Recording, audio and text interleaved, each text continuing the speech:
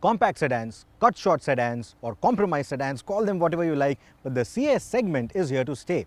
In fact, recently Maruti Suzuki celebrated a sale of over 1 million Swift Dzires, and probably it is because of that success that that car has decided to stay out of the party that we are having here. Now we've brought the Amaze, the Zest and the Xcent because the new Yankee is calling them out.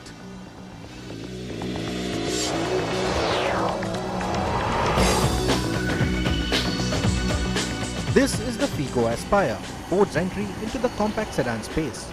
Like the rest, this too is based on a hatchback, and you have probably seen one at the shopping malls or the dealerships. So let us talk about the design later, shall we? Let us begin with how she drives. Now the Aspire's engine is the newest kid on the block in this test. It is a 1.5 TDCi diesel motor. Essentially the same engine that you get in the EcoSport and the Fiesta. However, in this car it puts out 100 PS of power and 215 Newton meters of torque. Now that also makes it the torquiest motor in this test, albeit with a very small margin. Nevertheless, the engine feels very eager, very sprightly and refined at the same time. There is very good initial shove, so city driving is sorted. Even on the highway it feels very good. It also seems to have like a second power band that kicks in at about 120 kilometers an hour, and it continues to accelerate all the way to a top speed of almost 190 kilometers an hour. 0 to 100 comes up in 11.5 seconds, which is very quick for a car of this size and this sort of an engine. Now these are of course illegal speeds for your Indian public roads, but if you do manage to find a private stretch of road, or if you do want to take it to the racetrack or something, you know it's got a very capable engine.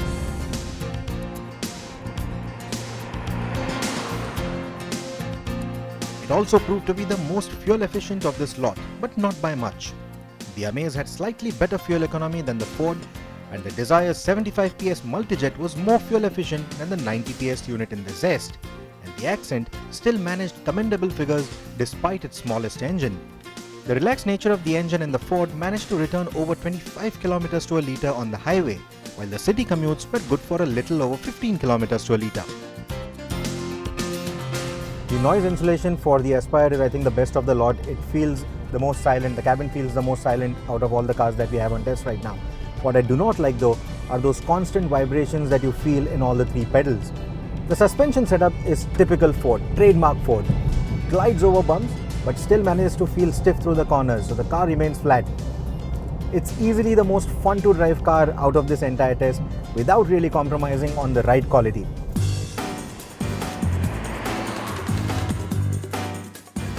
Though the Aspire's bumper flap seems to scrape often, it actually has the highest ground clearance of this test at 174 mm. The Dzire comes close with 170 mm, while the other three stand 165 mm above the ground.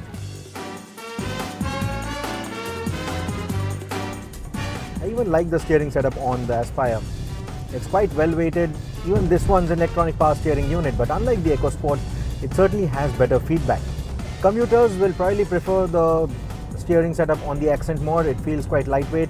This one still tends to feel a little too stiff, little too heavy for your urban commutes.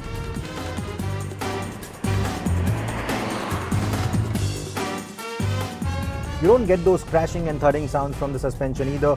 The sound insulation is really good. Even the way the door shuts, it gives you that reassuring thud.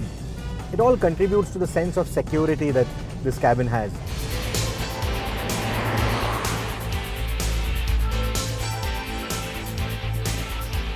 Honda Amaze was the car that first touted a 3-digit power output in this segment. It also has a healthy 200 Newton meters of torque, so on paper, its figures are very close to that of the Aspire, but on the road, the two cars are very different. All that power and torque is basically tuned to make the Amaze a nice urban runabout. Out on the highway, it barely manages to reach 140 kilometers an hour. But in the city, you have a really nice low end and a mid range, so driving in the city is a breeze. You don't even need frequent gear shifts, so that contributes towards making the Amaze a very easy car even for newbies. Adding to this effect is a light steering setup and a slick gearbox that has short, confident throws that don't feel spongy like the one in the Zest. But what you'll not like is the harshness level of this engine or the gravelly note of this engine which is audible both outside and inside the cabin. Despite all the improvements that Honda made to this engine earlier this year, this still remains the noisiest engine of this lot. In the order of refinement, the iD-Tech motor in the Amaze is the least, followed by the multijet in the Zest and the Dzire, followed by the TDCi engine in the Aspire, and topped by the U2 engine in the Xcent.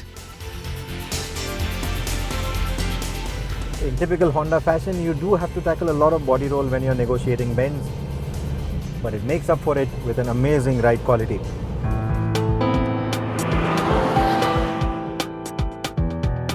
Speaking of ride quality, the squishy suspension on the Zest soaks most bumps, undulations and potholes that you will throw at it. After all, Tata really knows the Indian roads very well. But then, Tata cars are known to have niggles, and unfortunately, the Zest is no different.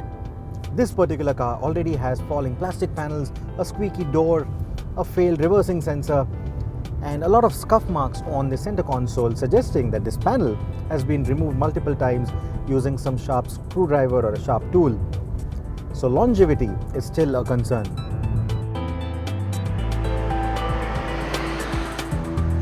But moving on, under that quadrajet engine cover is a 1.3 litre diesel engine, essentially the same multijet motor that you get in the Swift Dzire as well, a Fiat sourced engine. But this one runs a variable geometry turbocharger, so gets a 90 PS tune. It doesn't feel as powerful, but unlike the Swift Dzire or the Swift, which tends to feel jerky at low revs, this one has a more linear power and torque delivery. So as an urban commuter, it does a decent job. Out on the highway, the mid-range is quite good.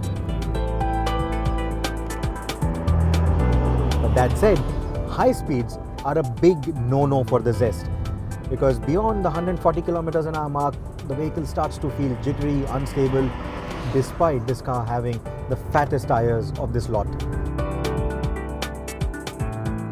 The braking feel on the Zest is a little too spongy for my liking. The Aspire, on the other hand, the brakes feel a little too grabby. Even the Dzire has grabby brakes and is known to eat up its brake pads really fast. I think the Amaze has the best braking setup of the lot, feels very progressive, followed by the Xcent.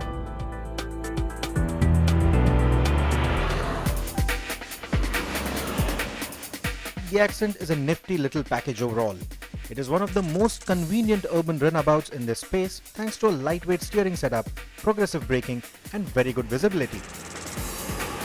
Despite having the smallest engine of the lot, it manages to have a peppy performance as well. The Xcent doesn't have big performance or fuel efficiency figures to boast about, but still manages to be a lovely package overall. The drivability around city environment is quite good, the engine feels quite eager on the highway as well, but the small size of the engine demands frequent gear changes though. The clutch, like most recent Hyundai cars, is springy and needs getting used to, but it is light nevertheless. Wind noise creeps in at about 120 km an hour for all these cars, but it feels the noisiest in the Zest, followed by the Xcent, the Amaze, and then the Aspire. The Xcent has surprisingly good road manners around bends, especially for a Hyundai. But if you want something touter, something more powerful, you would want to put your money on the Aspire. The Xcent has good stability even at highway speeds, and that is commendable considering its small size.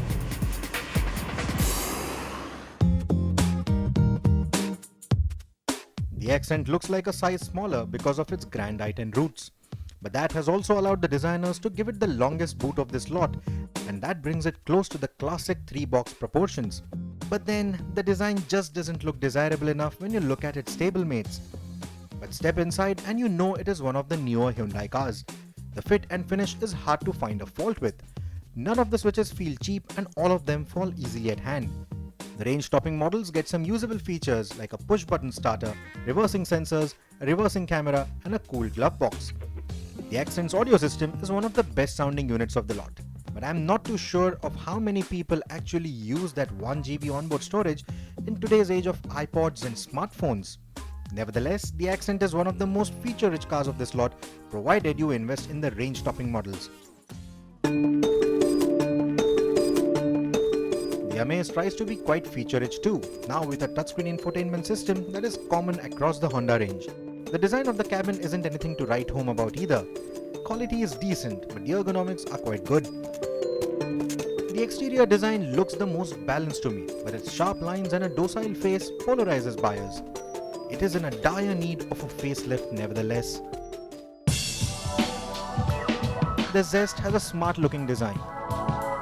Successor to the Indigo CS that started it all, the Zest looks like a typical notchback and makes its hatchback roots evident without looking too imbalanced. The exclusive LED DRLs and the projector beam lamps make the face look premium over its rivals, but it also charges a big premium despite the Tata badge. For a car that costs almost $1 million, its cabin looks a tad too plasticky. The cabin has a nice design though, and the infotainment is one of the best in class. It could have integrated a parking camera too, and instead of incorporating the aircon information on the screen, Tata could have simply added an elegant LCD between the otherwise drab AC knobs. Moving on to the Aspire, the new kid on the block has a familiar layout for the cabin. The fit and finish is on par with the Xcent, and I particularly like the controls for the headlights and the black finish on the door handles. It also has the most number of slots for water bottles and also gets a hidden compartment. Not as big as the one under the Zest passenger seat though. You will notice the resemblance with the EcoSport and the Fiesta with that cell phone inspired switchgear. A decade-old Nokia 5210, was it? No touchscreens here, but you have a feature-rich infotainment anyway. The My Key feature that this car is touting lets you encode a speed limit in the key so that your chauffeur is forced to drive below the speeds you allow. I'm glad my dad never had access to such tech when I started driving. Speaking of chauffeur, the Aspire has a fair amount of space at the rear for 2 adults and a kid. The seats are firm too, so long distance journeys will not be a problem. The same can't be said about the overtly soft seats of the Zest, which otherwise seem quite comfortable for city commutes. The seats in the Xcent are flat, but not as roomy as the rivals. They get their own air conditioning though. The rear seats of the Amaze are the roomiest and the most comfortable of the lot, and the Honda also has the easiest ingress and egress. The front seats of the Amaze and the Xcent though get integrated headrests, which aren't as comfortable and safe as the adjustable units on the Zest and the Aspire. Front seats of the Zest feel the most comfortable too for my size, but the comfort levels could vary as per your frame and driving styles. In terms of boot space, the Xcent has the most at 407 litres, followed by the Amaze at 400 litres, the Zest at 390 litres, and the Figo Aspire at 359 litres. And it also has an escape mechanism. In terms of safety, all these cars offer ABS and airbags on selected trims, but the Aspire trumps the others with the inclusion of 6 airbags on the range-topping models. You know what generally happens at a party, right? The people who are first to the party realize that probably some food, beverage, knickknacks may be missing, so they call up the latecomers and ask them to bring it along. The Figo Aspire is that latecomer. It's the second last to the party, but brings along some good additions. It still doesn't trump the Xcent in terms of the features and creature comforts, but more than makes up for it with better safety, a more eager engine, and driving dynamics that were never seen before in this segment. Now, all these compact sedans have their own virtues. The Swift Dzire has the brand and the service network as its trump card. The Zest has affordability, the Amaze has drivability, and the Xcent has a really long list of features. Now, the last time we compared these sedans, the Amaze was chosen over the Xcent because we chose performance over features. This time, however, we do not need to do this because the Figo Aspire gets the best of both the worlds.